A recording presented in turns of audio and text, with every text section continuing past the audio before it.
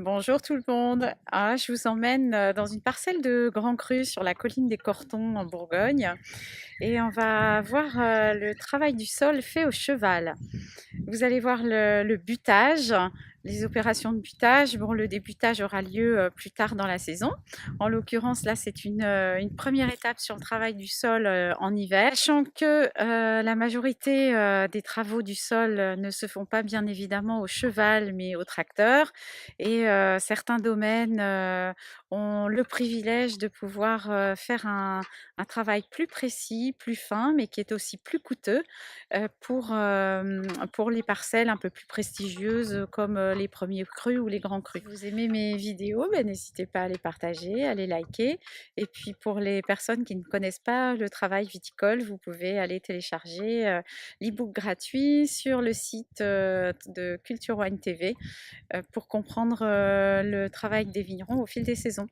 À très bientôt, bye bye. I bet you're thinking I'm a little too romantic. Oh, but baby, now don't get frantic. Cause when I love, my loving's gigantic. Oh, and I think that's alright.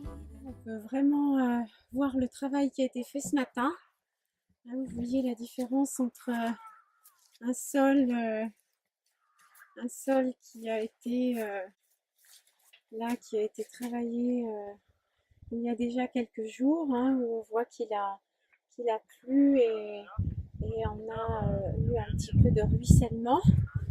Et puis là, le travail qui a été fait ce matin, on voit cette terre qui est très belle, vraiment meuble, qui est magnifique, avec le petit rang d'herbe au milieu.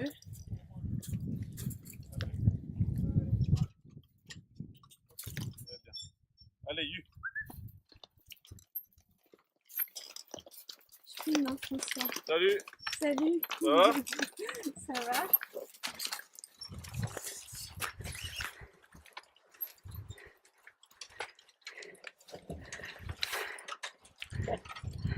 Et il est habitué, il a quel âge?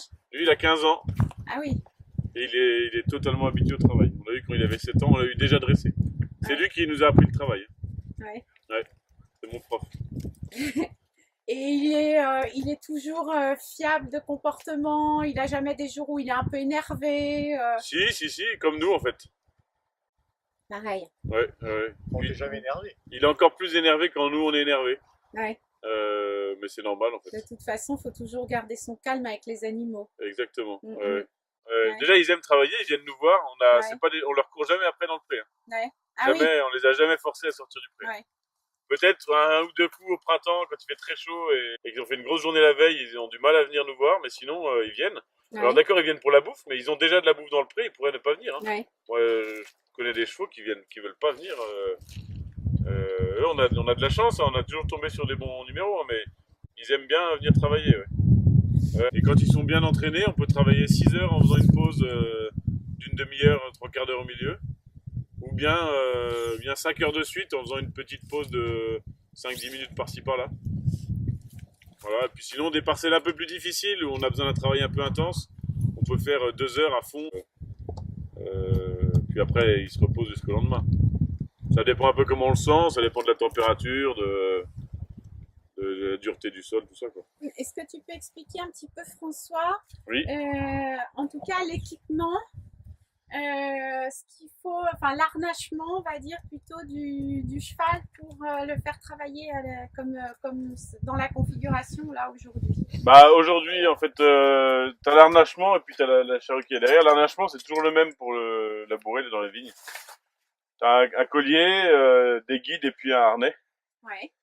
Et quel que soit le travail qu'on fait, c'est toujours le même harnachement.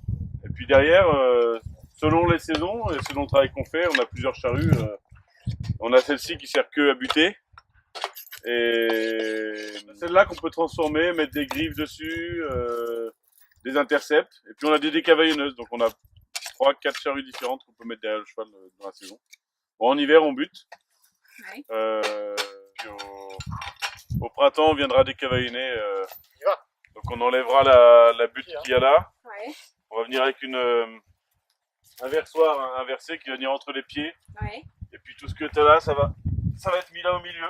Et puis ça va même recouvrir l'herbe qu'il y a là, la calmer un petit peu. Est-ce que tu peux expliquer l'intérêt du butage en hiver?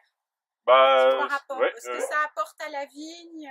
ouais, ça a plusieurs buts, c'est le cas de le dire. Décompacter le sol qui a été compacté pendant l'année.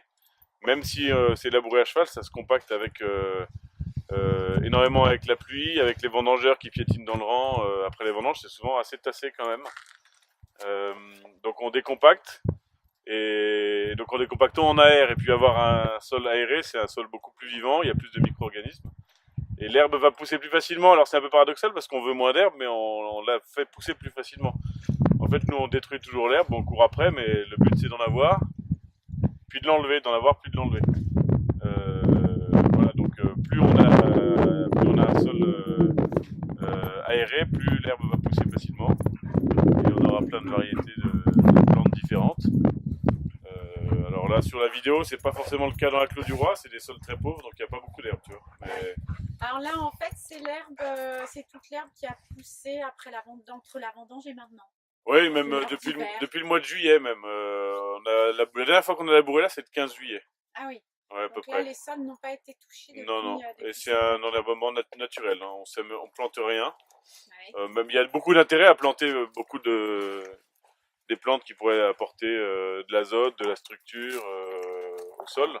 Ça peut être très intéressant, mais en monorang, en rang serré comme on a en Bourgogne, c'est difficile à gérer.